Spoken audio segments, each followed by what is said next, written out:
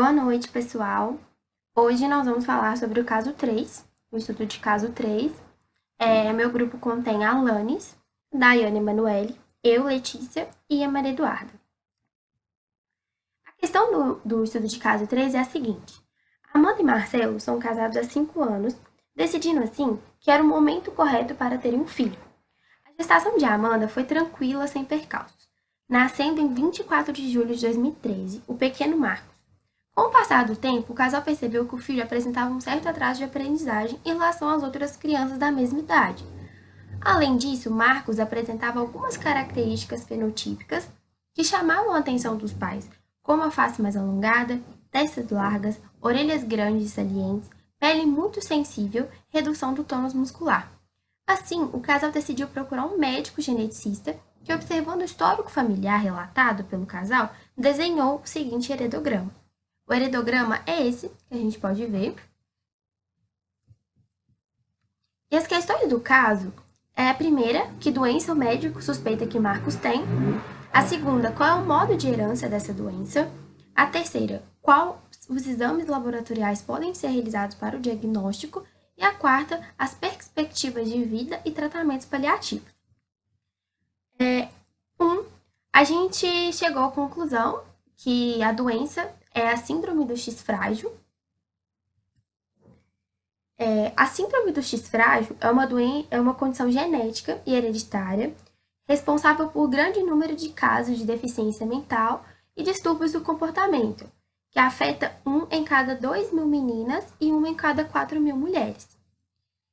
A síndrome é causada por mutações do gene FRM1, presentes numa falha que recebeu o nome de sítio frágil, localizada na extremidade do braço longo do cromossomo X. A alteração faz com que esse gene deixe de codificar em níveis adequados a proteína FMRP, essencial para o desenvolvimento das conexões entre as células nervosas e a maturação das sinapses. A mutação é um resultado de um defeito no mecanismo que regula a produção de cópias de moléculas de DNA idênticas a si mesmas. Esse erro leva à repetição instável do segmento dos 3 nucleotídeos, a citosina, guanina e guanina, construtores do ácido nucleico, quantidade que pode crescer a cada geração, especialmente quando a mulher é portadora de uma pré-mutação. E essa doença é de caráter dominante. É considerado normal o gene FMR1, que contém de 6 a 54 repetições dos blocos CGG, citosina, guanina e guanina, né? A ocorrência de 55 a 200 repetições indica que a pessoa é portadora de pré-mutação do gene, que permanece ativo e com produção da proteína mantida em nível suficiente para que os neurônios se desenvolvam sem problemas, embora algumas características clínicas já possam estar instaladas. Considera-se a mutação completa quando são identificadas mais de 200 repetições da sequência CGG no DNA, número que pode chegar a milhares. Nesses casos, ocorre uma alteração química do DNA, né, que bloqueia o funcionamento do gene FRM1 e inibe totalmente a expressão da proteína FMRP, o que desorganiza toda a estrutura cerebral.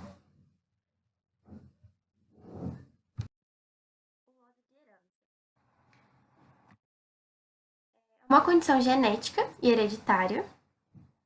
A síndrome do X frágil é uma desordem ligada ao cromossomo X, de caráter dominante, como a gente já tinha falado. Basta que um dos pais seja portador da pré-mutação para que a criança receba uma cópia do gene defeituoso. Em geral, os meninos desenvolvem quadros mais graves do que as meninas. Isso acontece porque eles possuem 2 cromossomos X, porque elas possuem 2 cromossomos X, né? Um herdado do pai e o outro herdado da mãe, o que, de certa forma, as protege. Se estiver afetado, o gene normal pode compensar a alteração. Os homens, no entanto, possuem um cromossomo X herdado da mãe e um cromossomo Y herdado do pai. Se o X estiver danificado, o outro não estará preparado para suprir a deficiência. Portanto, o pai e a mãe podem passar o gene com mutação para seus descendentes, uma vez que o padrão de transmissão está ligado ao sexo.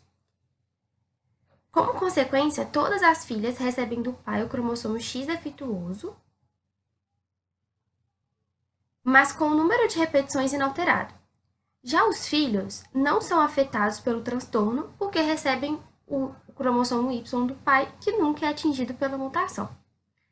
Com as mães é diferente.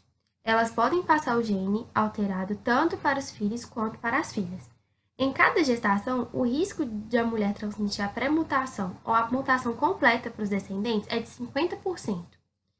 Quando a transmissão ocorre pelo lado materno, há evidências de que o número de repetições tende a aumentar a cada nova geração.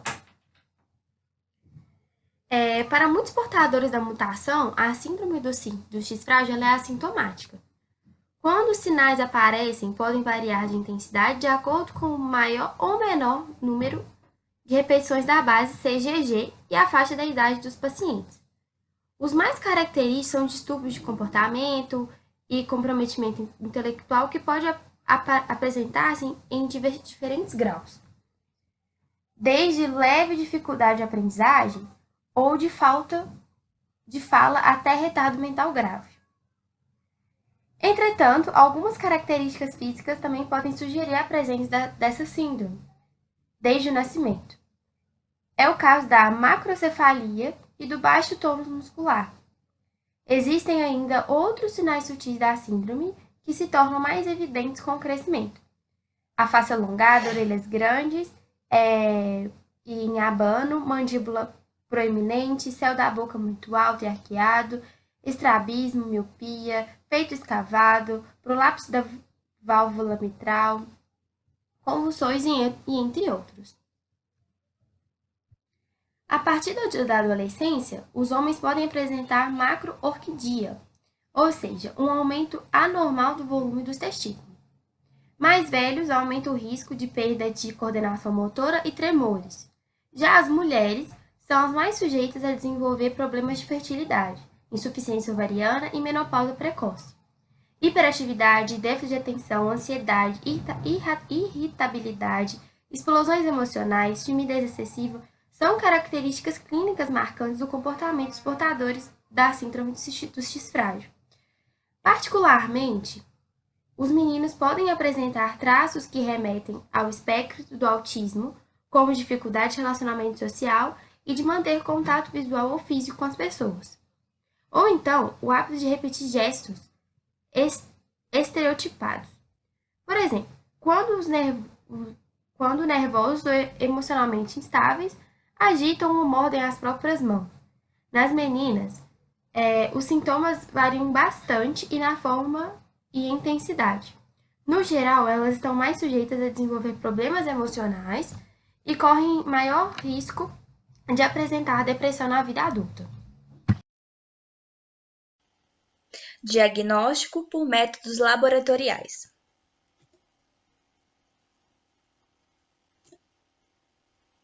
Como os sintomas se assemelham aos de outros distúrbios que envolvem o desenvolvimento intelectual, o diagnóstico da síndrome do X frágil requer um teste molecular de análise de DNA para confirmar a suspeita. Feito em uma amostra de sangue, esse exame pode detectar tanto a mutação quanto a pré-mutação do gene FMR1, ao determinar o número de cópias da sequência CGG nessa parte do DNA.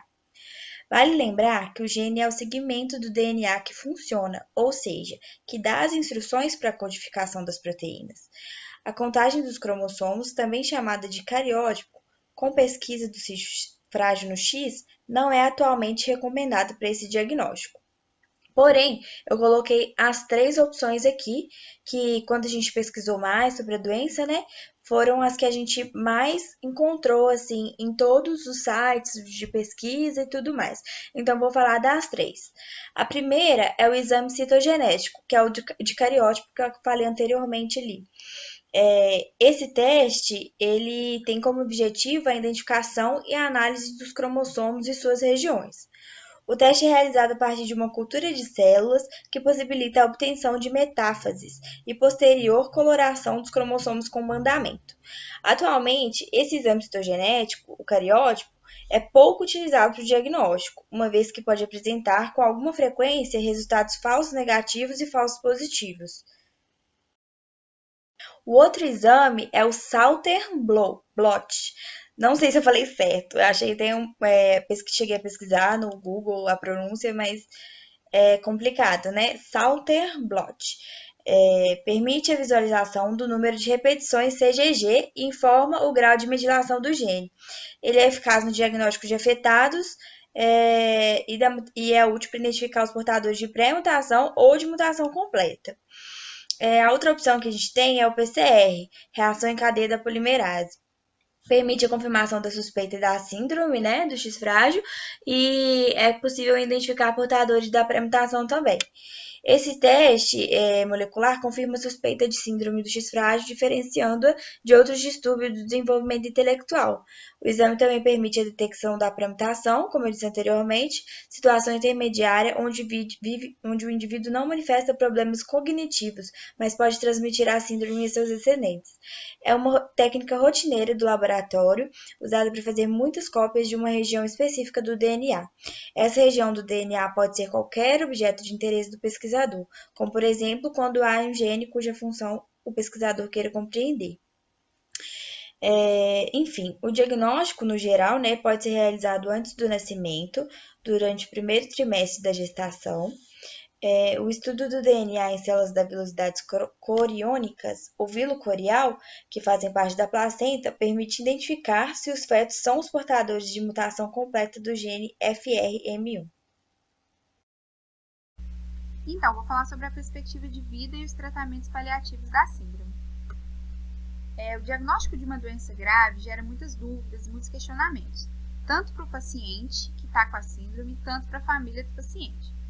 E quando esse diagnóstico envolve uma doença rara, que é o caso dessa síndrome que a gente está falando aqui, a falta de informação pode dificultar ainda mais o início do tratamento, que no caso é um tratamento que deve ser iniciado com muita rapidez. Enfim, os pacientes com a síndrome têm uma expectativa de vida normal, eles podem viver normalmente.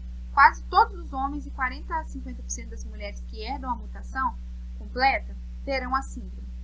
E a gravidade do fenótipo depende muito do mosaicismo e do tamanho da repetição e da metilação da repetição.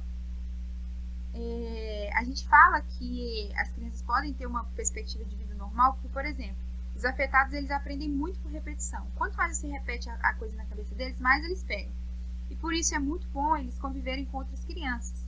E as escolas devem estar conscientes e alternarem os métodos de avaliação.